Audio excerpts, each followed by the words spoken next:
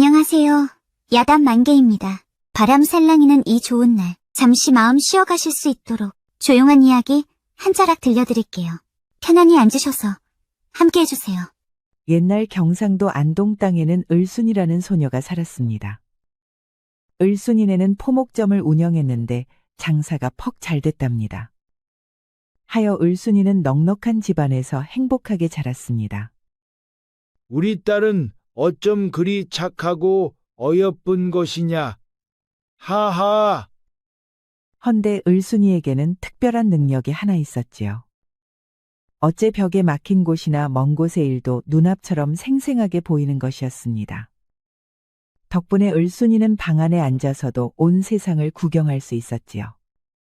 어머니, 아랫집 박첨지 어르신이 누굴 한 대 치겠어요?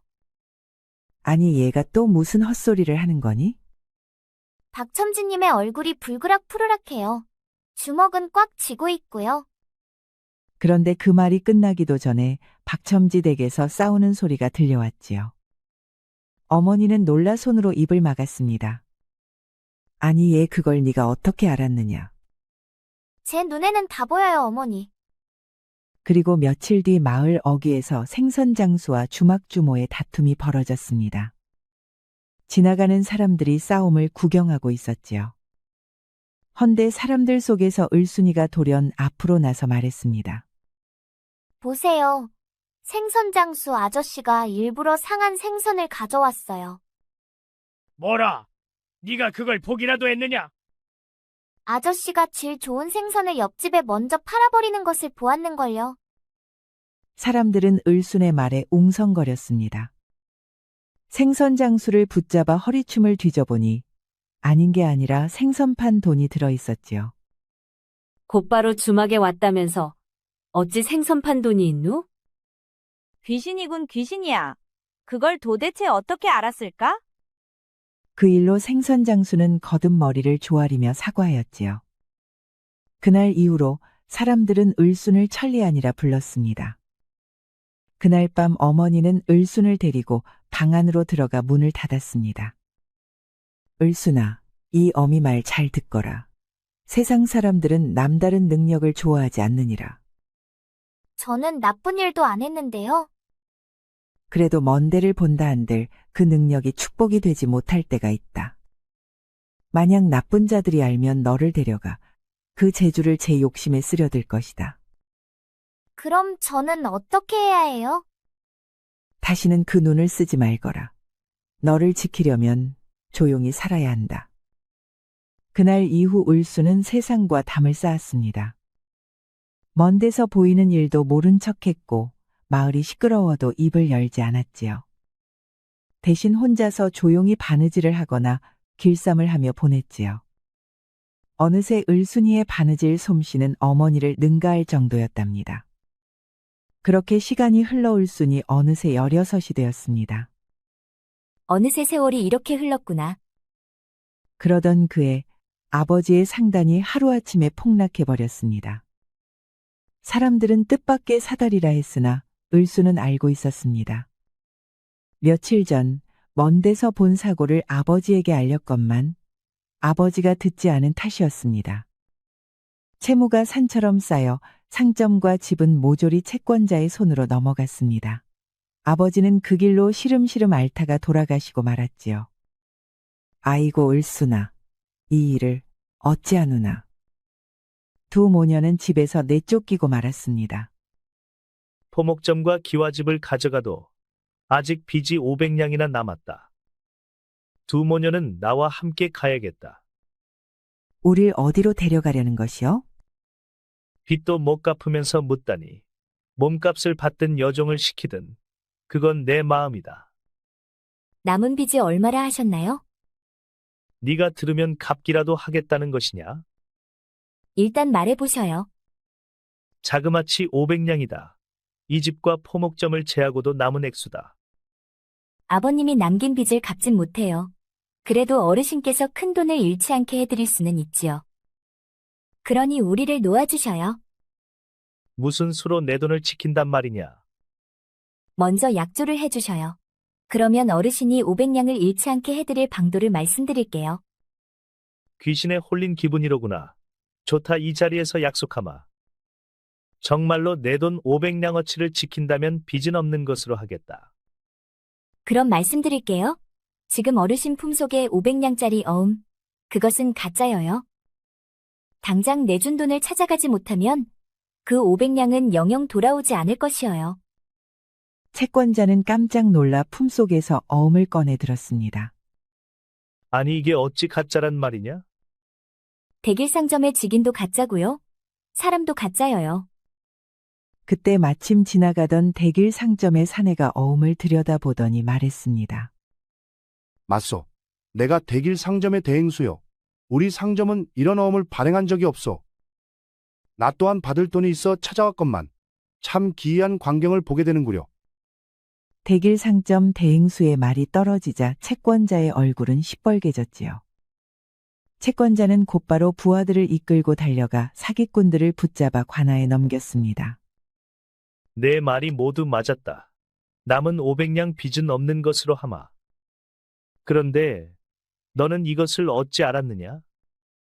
저는 그저 남들이 보지 못하는 것을 앞서 보았을 뿐이어요. 그리하여 두 모녀는 팔려가지 않고 거리로 나올 수 있었습니다. 그러나 일이 모두 순식간에 지나간 탓에 모녀는 옷가지만 겨우 걸친 채 정처 없이 떠돌게 되었습니다. 가진 돈 한 푼 없으니 며칠째 굶었고 발길을 붙일 곳도 없었습니다. 며칠 굶고 씻지도 못한 모녀는 하는 수 없이 길가에 앉아 국어를 시작했습니다. 지나는 이들은 모녀를 힐끗거리며 수군거렸습니다. 아이고, 모녀 같은데 어찌 저리 되었대. 참 딱하구나. 그러나 그런 눈길만 있는 것은 아니었습니다. 어둑한 시각, 왈패 무리가 모녀를 힐끗거리며 속으로 흉한 마음을 품었지요. 웬 모녀거지라니. 씻겨놓으면 쓸만도 하겠구먼. 왈패는 은근한 웃음을 지으며 모녀에게 다가왔습니다. 보아하니 오갈 곳 없는 듯하니 나를 따라오시오. 먹을 것과 잘대를 마련해주지. 그 말에 어머니는 순간 흔들렸습니다. 배고픔의 기력이 다해 딸만이라도 살리고 싶은 마음이 스치듯 지나갔지요. 정말 먹을 것을 준다 하였소? 허허, 그럼요. 내가 괜히 그러겠소? 어머니, 가면 아니 됩니다. 저자는 다른 꿍꿍이가 있어요. 한동안 잊고 살았던 딸의 능력이 어머니의 머릿속에 떠올랐습니다. 어머니는 곧 표정을 굳혔습니다. 됐으니 그만 가보시오. 왜들 그러시오? 그냥 공짜로 밥 준다는데. 굶어 죽는다 해도 당신을 따라갈 수는 없소. 딸의 말을 믿은 어머니는 완고히 거절했고 왈패는 혀를 차며 돌아섰습니다. 엥, 좋다 말았네. 왈패가 멀어지자 이번에는 허우대가 멀쩡한 사내 하나가 모녀 앞으로 다가왔습니다. 모녀거지라. 사정이 깊어 보이는 구먼. 어미는 부엌일이나 시키면 되고 딸은 밤중에 쓰기엔 딱이겠지. 그는 점잖은 옷차림에 웃음을 띠고 있었으나 말끝엔 음험한 기운이 배어 있었습니다. 아니 어쩌다 일이 되었소? 보아하니 모녀 같은데 처지가 딱하구려. 며칠 굶은 눈치니 나를 따라오시오. 근처 주점에서 고깃국에 반상도 차려주리다. 근사한 밥 한 끼라도 먹이고 싶은 어머니의 마음이 흔들렸습니다. 정말이요? 우리에게 그런 고깃국을 사줄 것이요? 하하, 그럼요. 나는 큰 도매상을 하는 사람이라 돈은 넉넉하오. 두 사람 밥 사주는 일쯤은 세 발의 피지. 그때 을순이 어머니의 팔을 살며시 잡아 끌며 고개를 저었습니다. 어머니는 곧 딸의 뜻을 알아차리고 단호히 말했습니다. 호의는 고맙소. 허나 우리는 그 호의를 받을 수 없소. 갑자기 왜 그러시오? 방금 전만 해도 따라올 듯 하더니. 처음부터 그럴 생각은 없었소. 그만 가보시오. 중년 사내는 혀를 차며 뒤돌아갔습니다. 저자도 흑심이 있었던 것이냐? 네, 다른 속셈이 분명했어요. 그렇구나. 그런데 사람들은 우릴 구경만 할 뿐. 동전 한 푼 내놓는 이가 없구나. 어머니는 어린 나이에 호강만 하고 자란 딸이 며칠째 굶고 있는 모습을 보며 마음이 미어졌습니다. 해가 서쪽으로 기울 즈음 서생 차림의 젊은 선비 하나가 조용히 모녀 앞으로 걸어왔습니다. 제가 가진 것은 이것뿐이요. 부디 가져가 국밥이라도 사드시오. 그는 연거푸 말하지도 않고 손에 쥐난 양을 모녀에게 건네곤 조용히 걸어갔습니다. 이 돈은 받아도 괜찮겠니? 네, 어머니. 저 도령의 마음은 맑고 순수했어요. 그렇구나. 이런 세상에도 착한 이가 아직 많구나. 그날 모녀는 쫓겨난 뒤 처음으로 국밥 한 그릇을 사 먹었습니다. 주모, 내가 일을 좀 도와드릴 테니 잠자리 하나만 내줄 수 있겠소? 요즘 장사도 시원찮아 공짜는 어렵소. 반값이라면 받아주겠소. 고맙소. 주모. 그리하여 한 양으로 국밥을 사 먹고 씻고 따뜻한 잠자리까지 얻을 수 있었습니다. 부엌길을 거들고 돌아온 어머니가 이부자리에 앉으며 말했습니다. 낮에 그 젊은 선비 덕분에 이렇게 밥도 먹고 방에서 잠도 잘 수 있게 되었구나. 참 고마운 일이다. 그러나 네 아버지는 어디서 어떻게 지내는지 알 길이 없으니 마음이 답답할 뿐이다. 그날 밤 두 모녀는 서로를 끌어안고 한참을 울었습니다. 그리고 오래간만에 따뜻한 방 안에서 조용히 잠이 들었습니다. 두 모녀는 더는 길바닥에 나앉지 않았지요. 대신 장터 근처 주막집에서 허드레시를 하며 겨우 입에 풀칠을 했습니다. 어머니는 접시를 나르고 씻었고 을수는 물 끼러오기나 바닥 쓸기 같은 가벼운 일을 도왔습니다. 그러나 주막 주변에는 날마다 왈패들이 들락날락했지요. 왈패들이 모녀를 힐끔거리며 추한 속내를 드러낼 때마다 모녀는 몸을 웅크렸답니다. 그날도 점심 무렵 그때의 선비가 머슴과 함께 주막으로 들어섰습니다. 대시가 허기가 져서 견디질 못하겠다. 얼른 국수 한 그릇 들자꾸나. 예, 도련님. 선비가 자리를 잡고 앉았을 때 문틈으로 어머니가 물동이를 들고 휘청 나오는 모습을 보았습니다. 옷은 헤어지고 손은 거칠었으나 꾸준히 일하려 애쓰는 기색이 역력했습니다. 한편 을수는 뒷전에서 조용히 마루를 쓸고 있었지요. 이도령은 이상한 기운을 느꼈습니다. 저 두 분, 주모와는 다른 모습인데 무슨 사정이라도 있는 듯하구나. 그러게요. 어제도 보고 그제도 본 듯한데 허들에 실만하다가 밥 한 끼 제대로 먹는 걸 못 봤습니다요. 이도령은 주모에게 슬그머니 물었습니다. 혹 저 모녀가 사정이 있는 이들입니까? 에휴, 채권자들에게 쫓겨나 집도 잃고 길에 나앉은 사람들이지요.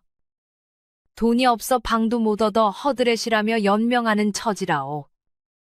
도령은 그 말을 듣고 더는 젓가락이 넘어가지 않았습니다. 주막 앞을 지나던 을순의 말은 얼굴이 눈에 바렸지요. 점심을 마친 뒤 도령은 모녀에게 다가갔습니다. 실례하오. 혹 집이 없으신가 묻고 싶소. 그렇소. 상점과 집을 모두 빼앗기고 살 데가 없어 이곳에서 일하고 있어. 그러시다면 내게 남는 별채가 하나 있어. 비어있어 아무도 쓰지 않으니 괜찮다면 그곳에 머무시겠소. 갑작스런 제안에 어머니는 얼떨떨했습니다. 어머니는 을순을 바라보았고 을순은 조용히 고개를 끄덕였습니다. 하이고, 그래도 되겠소?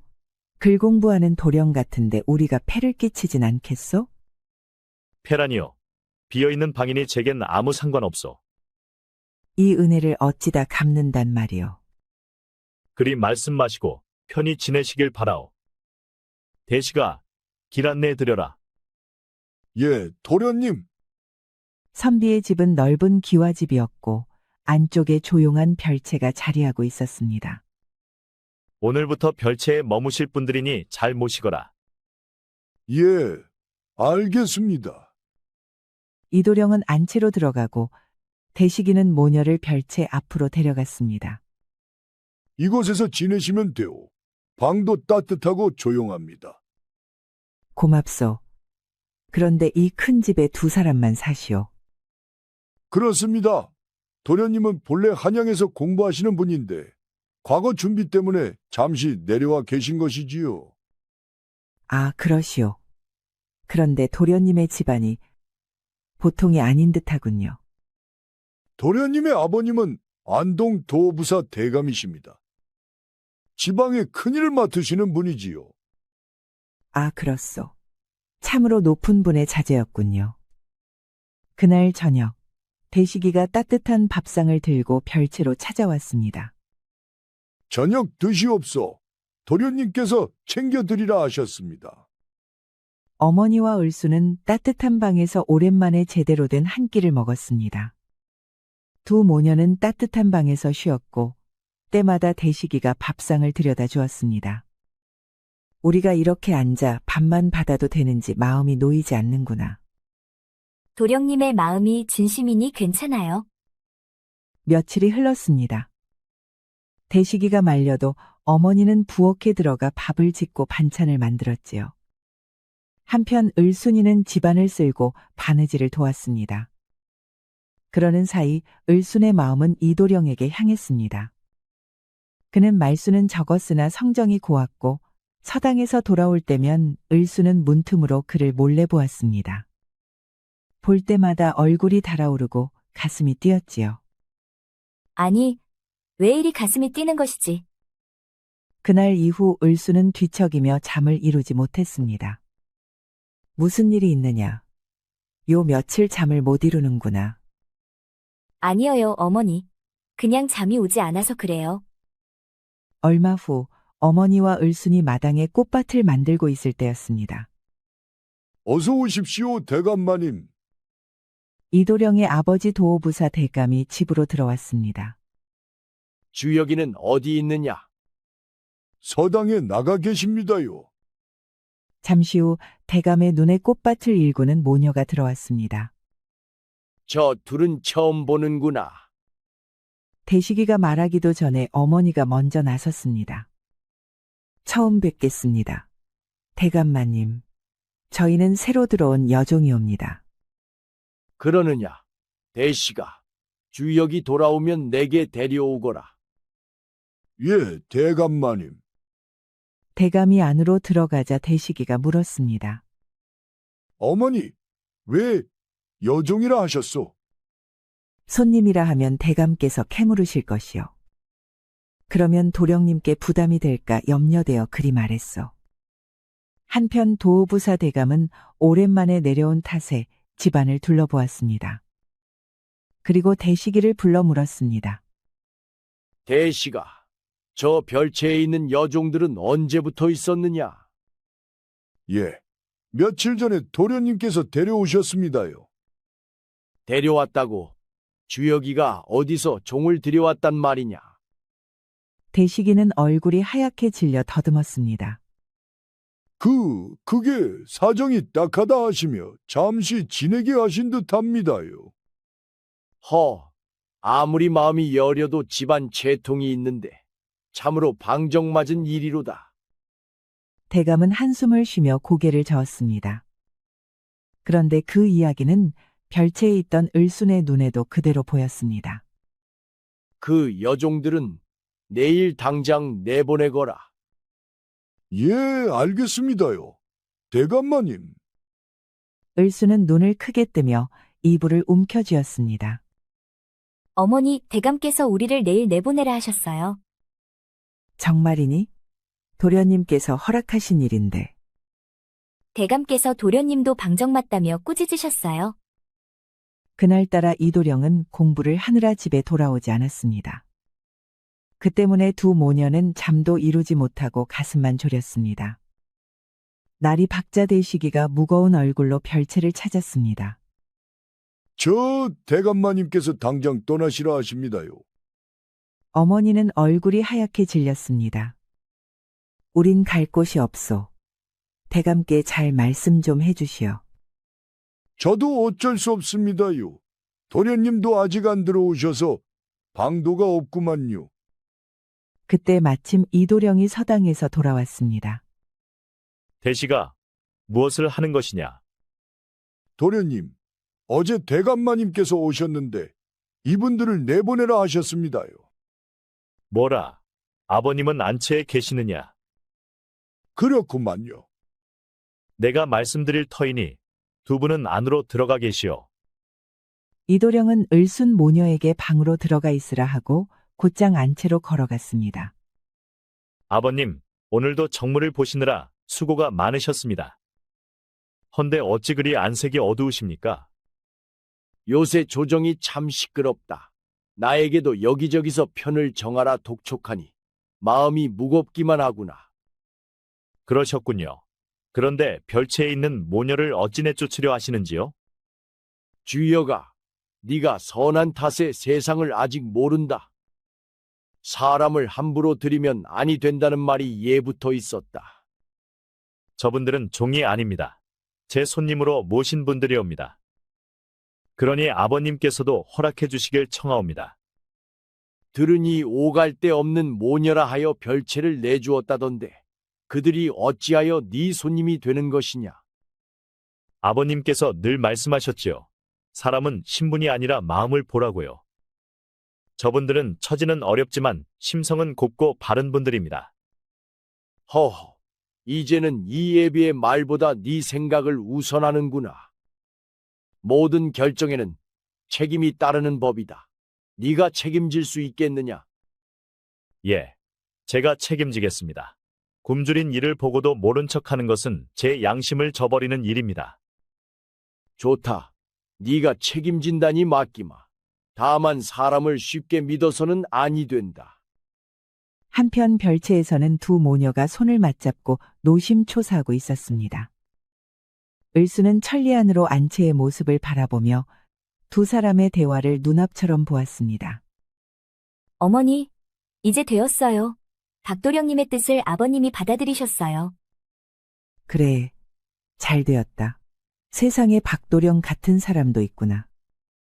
네, 세상에 그런 분은 많지 않을 거예요. 을수는 얼굴을 붉혔고 어머니도 도령의 곱은 마음을 다시금 느꼈습니다. 잠시 후 대식이가 별채로 와 말했습니다.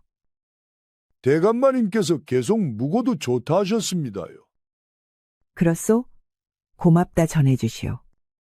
그리하여 두 모녀는 별채에서 계속 지낼 수 있게 되었습니다. 그날 이후 두 모녀는 집안에서 자유롭게 지냈습니다. 을수는 아침 일찍 마당을 쓸었고 어머니는 대식이와 함께 부엌일을 도왔습니다. 모녀의 얼굴에는 밝은 기운이 돌았고 집안 분위기도 한결 누그러졌습니다. 이도령이 을순과 마주칠 때면 미소를 지었고 그때마다 을순의 가슴은 뛰었습니다. 그러던 어느 날 이도령이 과거 준비를 위해 구한 책을 잃어버렸습니다. 아니 도련님, 그 귀한 책을 잃으시다니요. 그러게 말이다. 소중한 책자인데 잃고 말았구나. 이도령의 근심을 본 을수는 마음이 쓰였습니다. 그처럼 귀한 책을 잃었다니 얼마나 속이 타실고. 다음 날 을수는 멀리서 이도령이 서당으로 가는 모습을 따라갔습니다. 그리고 천리안으로 서당 안의 모습을 바라보니 책 분실 이야기가 그대로 눈에 들어왔습니다. 해질녘 원생들이 나오고 마지막으로 이도령이 책을 찾느라 늦게 나왔습니다. 낭자께서 얘는 어찌 이곳까지 오셨소? 날 기다린 것이오. 그렇습니다. 책을 잃으셨다 하여 도움이 될까 해서 나왔죠. 그런데 내 책을 잃은 일을 어떻게 아셨소? 우연히 알게 되었습니다. 다만 더 중요한 것은 그 책을 최 선생이 가져갔다는 것입니다. 낭자가 최 선생을 아시오. 뵌 적은 없으나 책을 훔친 것은 그자여요. 평소 도령님의 책을 탐내고 있었지요? 그럼 어떻게 하면 책을 되찾을 수 있겠소? 내일 서당이 끝나면 최 선생이 책방으로 갈 것이어요. 그는 도령님의 책을 비싼 값에 넘기려 해요. 그러니 책방 앞에서 대식이와 함께 숨어 계시면 되어요. 알겠소. 낭자의 말대로 해보리다. 이도령은 뜻밖이라 여겼지만 을순을 믿어보기로 했습니다. 다음 날 서당이 끝나자 이도령은 대식이와 함께 책방 앞에 숨어 있었습니다. 잠시 후 최 서생이 나타났습니다. 을순의 말이 맞자 이도령은 곧장 나가 그를 붙잡았습니다. 아니, 최 서생 아닌가? 이곳은 무슨 일인가? 이도령의 등장에 최 서생은 당황했습니다. 아, 이주혁이 아닌가? 잠시 볼 일이 있어 나왔네. 그러던가. 그런데 자네 품속의 책자는 무엇인가? 그 말에 최 서생은 도망치려 했습니다. 대식이가 달려가 붙잡고 품속에서 책을 꺼냈습니다. 도련님, 이 책이 맞습니까요? 이도령은 확인해 보니 자신이 잃은 책이 분명했습니다. 이복의 최 서생, 이 책이 어찌 자네 품에 있는 것이오? 최 서생은 고개를 숙이고 눈물을 흘리며 사정을 털어놓았습니다. 사실은 말일세. 서원에 낼 돈이 없어 자네 책을 훔쳤네. 아니, 자네 아버님은 넉넉하신 분이 아니신가? 실은 그렇지 않네. 이미 가산이 모두 탕진된 상태라네. 그렇다면 내게 부탁하지 그랬나? 그러려면 집안 사정을 말해야 하는데 그건 참기 어려웠네. 어쨌든 이 책은 내게 소중하니 가져가겠네. 대신 자네 서원비 1년치는 내가 내주겠네. 이도령은 최 서생에게 힘내라 말하고 책을 들고 집으로 돌아갔습니다. 그는 곧바로 별채로 찾아갔습니다. 낭자 덕분에 책을 찾아왔소. 늦지 않게 찾으셔서 다행이어요. 그런데 잠시 이야기 좀 나눌 수 있겠소? 이도령은 을순을 데리고 후원으로 향했습니다. 낭자에 대해 궁금한 것이 많아졌어. 처음에는 낭자의 말이 믿기지 않았어. 그런데 최 서생 품속에서 책이 나오니 참으로 놀라웠어. 낭자는 어떤 능력을 가진 것이오? 을순은 자신이 천리안을 지녔다 말했습니다. 허참. 그렇단 말이오.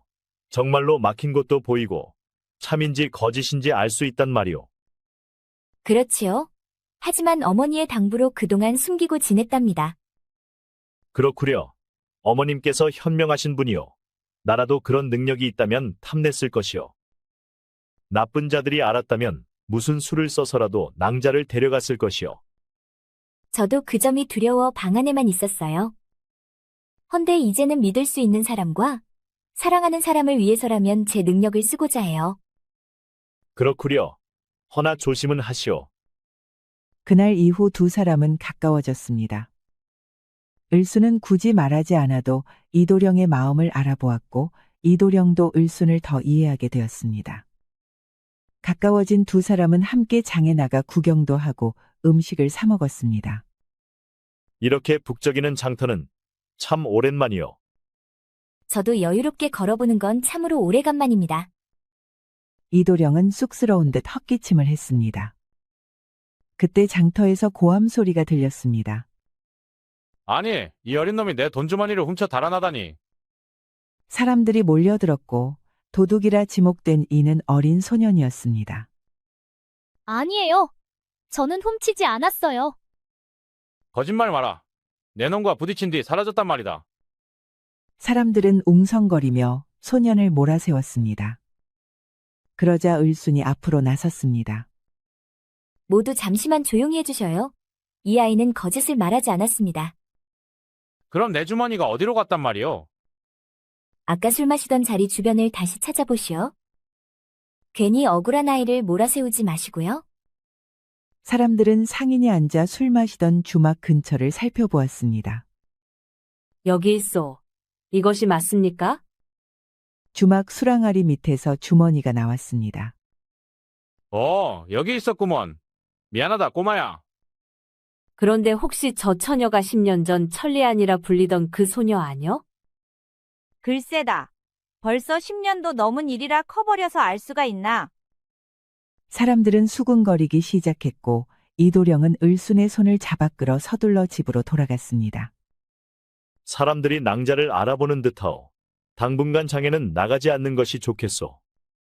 알겠어요? 조심하겠습니다. 며칠 후 한양에서 급보가 날아왔습니다. 도련님, 큰일 났습니다요. 대감마님께서 모함을 당해 한양으로 압송되셨다 합니다요. 뭐라고? 누가 아버님을 그런 식으로 몰아갔단 말이냐?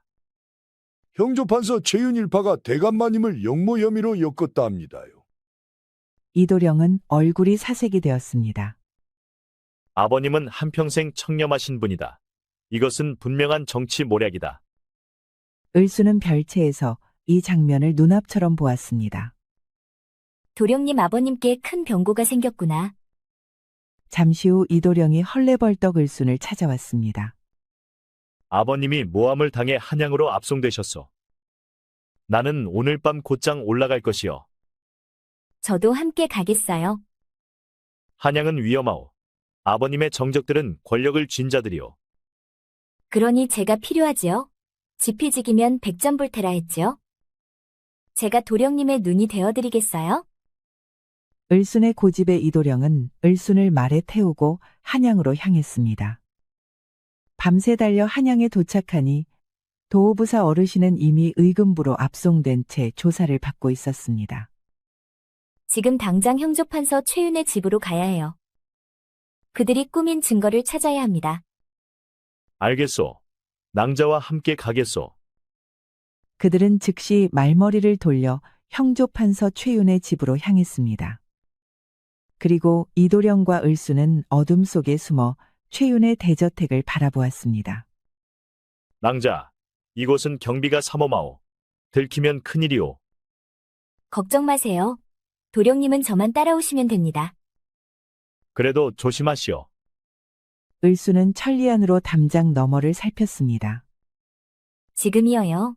서쪽 담장 경비가 순찰 중에 변소로 갔어요. 알겠소. 낭자도 조심하시오. 그들은 서쪽 담장을 넘어 안쪽으로 들어갔습니다. 마침 구름이 달빛을 가려 사랑채 근처까지 빠르게 이동할 수 있었습니다. 을수는 마루 밑에서 안채의 모습을 들여다보았습니다. 도령님, 안에 두 사람이 있네요. 한 사람은 최윤이고 다른 이는 좌상대감 최윤이어요. 뭐라 좌상대감까지? 두 형제가 결탁한 것이오? 네, 방금 이런 말을 했어요. 이번에 도호부사를 영모로 엮어 주상의 힘을 약하게 해야 한다. 이도령은 이를 악물었습니다. 이 자들이야말로 나라를 어지럽히는 무리로다. 잠시 기다리세요. 곧 방을 나설 것 같습니다.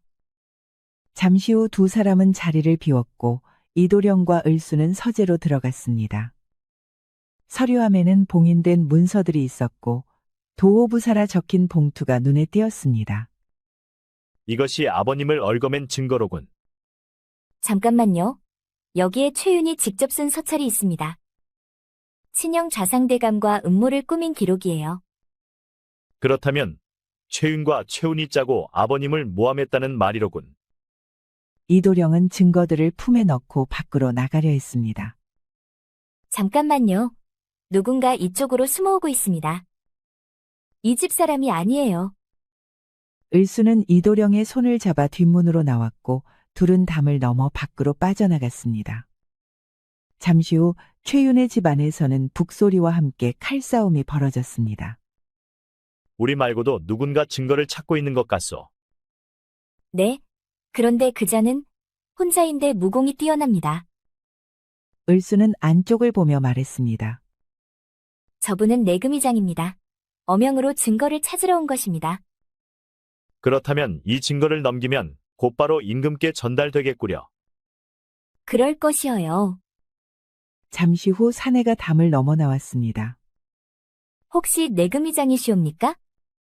갑작스러운 등장의 사내는 놀란 기색을 보였습니다. 어서 저를 따라오시지요. 을수는 사내를 데리고 안전한 곳에 몸을 숨겼습니다. 그런데 누구요? 어찌 나를 아는 것이요? 그것은 차차 말씀드리고 저는 안동 도호부사의 장남 이주역이라 하오. 혹 아버님을 모함한 증자를 찾으러 오셨소. 그렇군. 자네가 도호부사 대감의 자제였구려. 나는 어명을 받고 조사 중이네. 이도령은 품속에서 최윤의 집에서 찾아낸 증거를 꺼내 보였습니다. 이것이 아버님을 모함한 증거요. 그렇군. 그런데 이것을 어떻게 손에 넣었는가? 그것 또한 차차 말씀드리지요. 어서 전하께 올려 아버님의 누명을 벗겨주시오. 알겠네. 내 급히 이증자를 주상께 전하겠네. 내금이장은 곧장 궁으로 향했고 을순과 이도령은 한양 집 별채로 돌아왔습니다. 오늘 밤은 이곳에서 쉬시오. 덕분에 아버님을 모함한 증거를 찾을 수 있었으니 참으로 고맙소. 이제 곧 누명이 풀릴 것이니 너무 염려하지 마셔요. 이도령은 을순의 두 손을 꼭 잡았습니다. 순간 을순의 얼굴이 붉어졌고 이도령의 입술이 을순의 입술과 맞닿았습니다. 을순의 심장은 금방이라도 터질 듯 뛰었습니다. 그럼 편히 쉬시오. 입맞춤이 끝나자 이도령은 안채로 향했습니다. 을순은 그날 밤 사랑의 설렘과 기쁨 속에서 미소를 띤 채 잠이 들었습니다. 다음 날 오후 도호부사 어르신은 의금부에서 풀려나왔습니다. 그리고 아버님을 모함한 최은과 좌상대감 최운 일파는 모두 붙잡혀갔습니다. 아버님, 고생 많으셨습니다. 네가 나를 모함한 증좌를 찾아냈다. 들었다. 위험하지 않았느냐? 증거를 찾아낸 사람은 제가 아니라 을순 낭자입니다. 을순이라면 네가 별채에 들였다는 그 모녀를 말하는 것이냐? 그렇습니다. 바로 그 낭자가 아버님을 구한 것입니다. 도호부사는 놀랐습니다. 아니, 그 아이가 어떻게 그런 일을 했단 말이냐? 자세한 것은 때가 되면 말씀드리겠습니다. 허참, 그날 내가 그 모녀를 내쫓았다면 복을 내쫓은 셈이었겠구나. 네가 말린 덕에 오늘 내가 이 복을 받은 것 같아 기쁘구나. 아버님, 쇳불도 단김에 빼라 하였으니 을순 낭자와의 혼인을 허락해 주시옵소서. 도호부사는 눈을 크게 뜨며 놀랐습니다. 아니 얘야, 네 혼사는 이미 평양감사 댁과 논의되었느니라. 아무리 배경이 좋다 한들 사랑이 없으면 허울 뿐입니다. 저는 사랑하는 사람과 올곧게 살고 싶습니다. 그렇다면 이번에도 네 뜻을 따르마. 다만 모든 결과는 네가 책임져야 한다. 명심하겠습니다. 아버님. 그날 이후 도호부사는 자신을 구해준 을순을 기꺼이 며느리로 맞아들였습니다.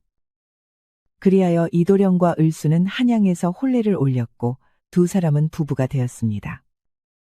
을순이 며느리로 들어온 뒤 도호부사는 조정에서 탄탄한 입지를 다졌습니다. 을순의 도움으로 정적들은 차츰 사라지고 마침내 그는 영의정까지 올랐습니다. 이도령 역시 과거의 급제의 조정에 나아갔고 성실함과 고든 마음으로 벼슬길을 걸었습니다. 이도령의 든든한 기반 뒤에는 언제나 을순이 있었습니다. 혼례를 올린 뒤 두 사람은 고향으로 내려와 을순 아버지의 무덤을 찾았습니다. 잡초가 듬성하게 자라도 무덤은 단정히 서 있었고 바람은 잔잔했습니다. 을순은 무덤 앞에 무릎을 꿇었습니다. 아버지, 오랜만에 인사드리러 왔습니다. 늦었지만 이렇게 찾아왔습니다. 이도령도 정중히 절을 올렸습니다. 장인어른, 주역이 인사드립니다. 제가 평생 을순을 지키고 아끼겠습니다. 을순은 손끝으로 무덤가의 흙을 쓸어내며 조용히 말했습니다. 아버지, 저는 이제 두렵지 않아요. 저를 믿어주는 이 사람이 곁에 있으니 어디든 갈 수 있어요. 이도령은 을순의 손을 잡았습니다. 낭자와 함께라면 어떤 시련도 두렵지 않소. 오늘 이 자리에서 다시 약조하오. 서로를 지키고 서로의 마음을 놓지 않겠소. 두 사람은 나란히 무덤 앞에서 절을 올렸습니다. 저무는 햇빛이 두 사람의 그림자를 길게 드리웠습니다. 우리 영상을 시청하신 모든 분들께 행복이 가득하길 기원하겠습니다. 구독과 좋아요, 알림 설정 부탁드려요. 이후에도 재미난 이야기가 많이 준비되어 있으니 다른 영상도 꼭 보러 와주세요.